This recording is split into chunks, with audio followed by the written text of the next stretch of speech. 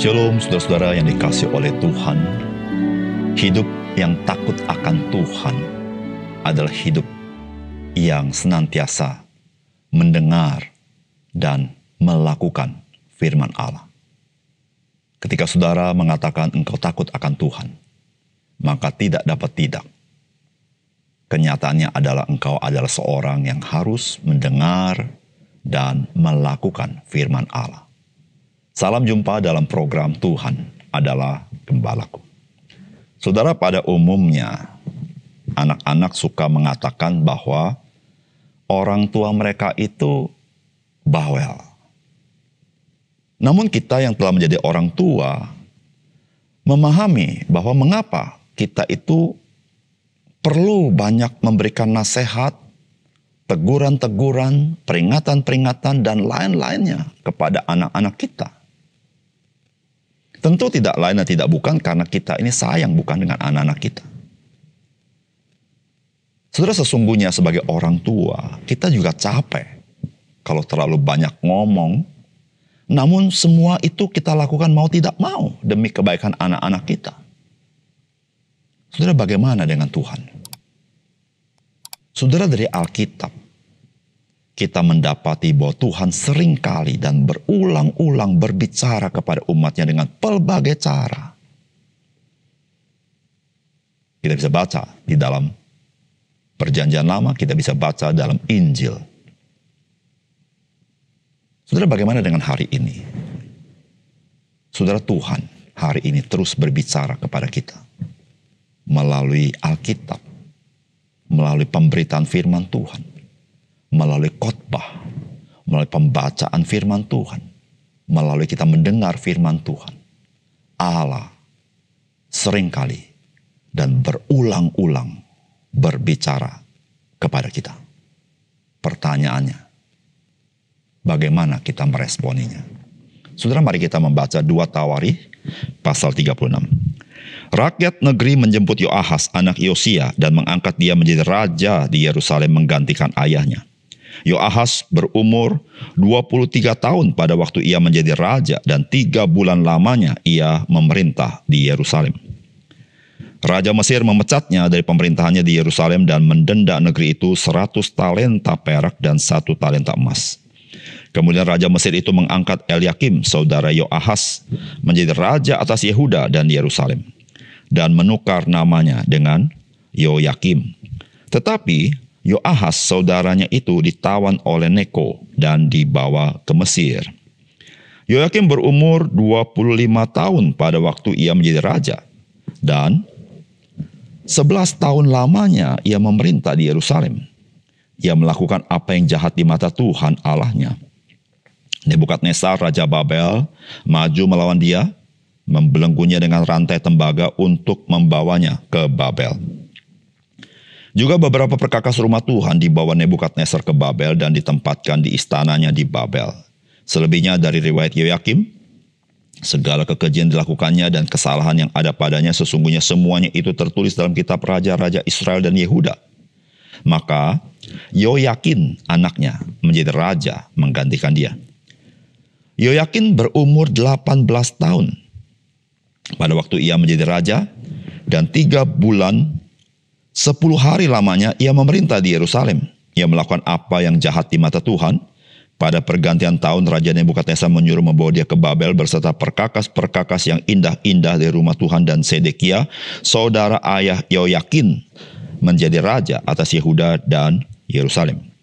Sedekia berumur 21 tahun pada waktu ia menjadi raja, dan 11 tahun lamanya ia memerintah di Yerusalem. Ia melakukan apa yang jahat di mata Tuhan Allahnya dan tidak merendahkan diri hadapan Nabi Yeremia yang datang membawa pesan Tuhan. Lagi pula ia memberontak terhadap Raja Nebukadnezar yang telah menyuruhnya bersumpah demi Allah. Ia menegarkan tengkuknya dan mengeraskan hatinya dan tidak berbalik kepada Tuhan Allah Israel. Juga semua pemimpin di antara para imam dan rakyat berkali-kali berubah setia dengan mengikuti segala kekejian bangsa-bangsa lain. Rumah yang dikuduskan Tuhan di Yerusalem itu dinajiskan mereka.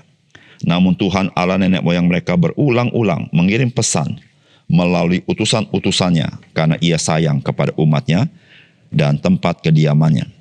Tetapi mereka mengolok-olok utusan-utusan Allah itu, menghina segala firman-Nya, dan mengejek nabi-nabinya. Oleh sebab itu murka Tuhan bangkit terhadap umat-Nya sehingga tidak mungkin lagi pemulihan. Tuhan menggerakkan raja orang Kasdim melawan mereka. Raja itu membunuh teruna mereka dengan pedang dalam rumah kudus mereka dan tidak menyayangkan teruna atau gadis, orang tua, atau orang ubanan. Semua diserahkan Tuhan ke dalam tangannya.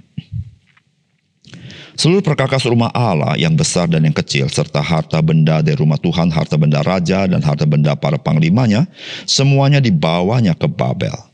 Mereka membakar rumah Allah, merobohkan tembok Yerusalem dan membakar segala puri dalam kota itu dengan api, sehingga musnahlah segala perabotannya yang indah-indah.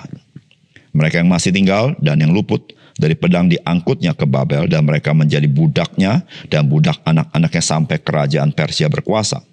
Dengan demikian, genaplah firman Tuhan diucapkan Yeremia, sampai tanah itu pulih dari akibat dilalaikannya tahun-tahun sabatnya, karena tanah itu tandus selama menjalani sabat hingga genaplah 70 tahun. Pada tahun pertama, zaman Kores, Raja Negeri Persia, Tuhan menggerakkan hati Kores, Raja Persia itu, untuk menggenapkan firman yang diucapkan oleh Yeremia, sehingga disiarkan di seluruh kerajaan Kores serta lisan dan tulisan pengumuman itu. Beginilah perintah Kores, Raja Persia, segala kerajaan di bumi telah dikaruniakan kepadaku oleh Tuhan, Allah semesta langit. Ia menugaskan aku untuk mendirikan rumah baginya di Yerusalem, yang terletak di Yehuda. Siapa di antara kamu termasuk umatnya, Tuhan Allahnya menyertainya, dan biarlah ia berangkat pulang. Saudara yang dikasihi oleh Tuhan, membaca bagian firman Tuhan ini tentu kita merasa kecewa dan sedih bagaimana raja-raja Yehuda menjadi raja-raja yang tidak setia kepada Tuhan dan jahat, sehingga pada akhirnya mereka harus dibuang ke tanah Babel dan rumah Tuhan dihancurkan. Saudara, apakah Tuhan tidak sayang dengan mereka? Tentu Tuhan itu Tuhan yang setia kepada janjinya. Saudara, apakah pesan firman Tuhan bagi kita? Yang pertama, panggilan firman Tuhan kepada kita itu merupakan ekspresi bahwa Tuhan mengasihi kita agar kita kembali kepadanya. Saudara, firman Tuhan berkata, namun Tuhan Allah nenek moyang mereka berulang-ulang mengirim pesan melalui utusan-utusannya, karena ia sayang kepada umatnya dan tempat kediamannya. Saudara, Tuhan berulang-ulang mengirim pesan melalui utusan-utusannya karena ia sayang kepada umatnya dan tempat kediamannya. Saudara, inilah ekspresi daripada Tuhan. Berulang kali Tuhan berbicara. Namun saudara, kalau kita baca bagian firman Tuhan ini, bagaimana pemimpin-pemimpin Yehuda dengan Raja Sedekia yang tidak setia itu tidak menanggapi firman Allah, bahkan mengolok-olok orang menyampaikannya. Saudara, di dalam Roma pasal 24, firman Tuhan berkata begini, maukah engkau menganggap sepi kekayaan kemurahannya, kesabarannya, dan kelapangan hatinya? Tidakkah engkau tahu bahwa maksud kemurahan Allah ialah menuntun engkau kepada pertobatan? Saudara, ketika firman Tuhan disampaikan berulang-ulang, saudara, itu sebenarnya ekspresi kemurahan Allah kepada umatnya. Kesabaran Tuhan, kelapangan hatinya supaya umat Tuhan kembali dan tidak perlu mengalami penghukuman Tuhan. Namun saudara, mereka memilih untuk terbuang ke tanah Babel. Saudara, bagaimana dengan kita? Saudara, ketika kita mendengar firman Tuhan, berulang-ulang, saudara, ingatlah bahwa Tuhan mengasihi engkau dan saya, supaya engkau dan saya kembali kepada Tuhan, supaya kita tidak menanggung konsekuensi daripada perbuatan-perbuatan ketidaktaatan kita, kehidupan yang semaunya kita. Tapi Tuhan ingin hidup kita menjadi hidup yang berharga. Saudara, panggilan firman Tuhan selalu memanggil engkau dan saya datang kepada Dia, bertobat daripada dosa-dosa kita. Dan itu Allah lakukan karena Allah mencintai engkau dan saya. Yang kedua, saudara, ketika kita tidak menghargai apa yang Tuhan karuniakan kepada kita, Tuhan dapat saja mengambilnya daripada kita. Saudara, firman Tuhan berkata begini, Tuhan menggerakkan raja orang Kasdim melawan mereka. Raja itu membunuh teruna mereka dengan pedang dalam rumah kudus mereka dan tidak menyayangkan teruna atau gadis, orang tua atau orang ubanan, semua diserahkan Tuhan ke dalam tangannya. Seluruh perkakas rumah Allah yang besar dan yang kecil serta harta benda di rumah Tuhan, harta benda raja, harta benda para panglimanya, semuanya dibawa ke Babel. Mereka membakar rumah Allah, merobohkan tembok Yerusalem dan membakar segala puri dalam kota itu dengan api sehingga musnahlah segala perabotan yang indah-indah. Saudara, kalau kita baca kisah ini, saudara, bagaimana mereka menajiskan rumah Allah, mereka tidak setia kepada Allah. Padahal, saudara, rumah Allah, peribadatan, itu adalah kasih karunia Allah kepada umat Tuhan. Karena kita tahu, saudara, kehadiran rumah Allah itu ekspresi Tuhan hadir di tengah-tengah umat Tuhan. Tuhan menyertai umat Tuhan. Tetapi saudara, Raja Sedekia dan para pemimpin tidak menghargai itu. Mereka melakukan apa yang mereka mau, bahkan menajiskan rumah Allah. Saudara, apa yang kita dapati dari firman Allah? Tuhan mengambilnya kembali melalui orang-orang Babel. Rumah Allah dihancurkan. Perkakas-perkakas di rumah Allah dibawa ke Babel. Saudara, apa yang dikaruniakan Tuhan diambil daripada mereka. Dan mereka kalaupun mau beribadah sudah tidak bisa lagi.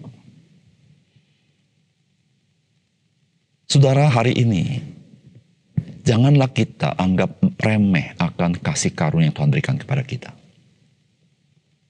Apa itu kasih karunia Tuhan? Saudara, kita mempunyai gereja Tuhan. Kita boleh beribadah kepada Tuhan. Kita mempunyai Alkitab. Kita ada kesempatan melayani Tuhan. Ada banyak hal yang Tuhan karuniakan kepada kita. Saudara, ingatlah, jangan pernah mensia-siakan itu dengan meremehkannya. Karena, saudara, Tuhan dapat mengambilnya daripada kita. Saudara, dalam Matius 25 ayat 27-29 berkata begini, karena itu sudahlah seharusnya uangku itu kau berikan kepada orang yang menjalankan uang, supaya sekembaliku aku menerima serta dengan bunganya.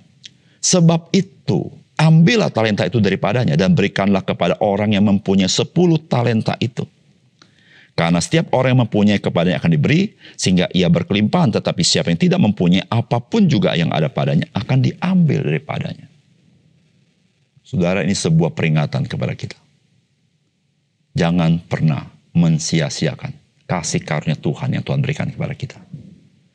Karena Tuhan dapat saja mengambilnya kembali daripada engkau dan saya. Mari kita berdoa. Bapa surga, terima kasih untuk firman Tuhan yang memberikan peringatan kepada kami. Sehingga kami disadarkan akan kasih karunia Allah yang Tuhan berikan kepada kami. Sudah kami hidupi dan kami syukuri dan kami kembangkan. Terima kasih Tuhan, dalam nama Tuhan Yesus kami berdoa. Amin.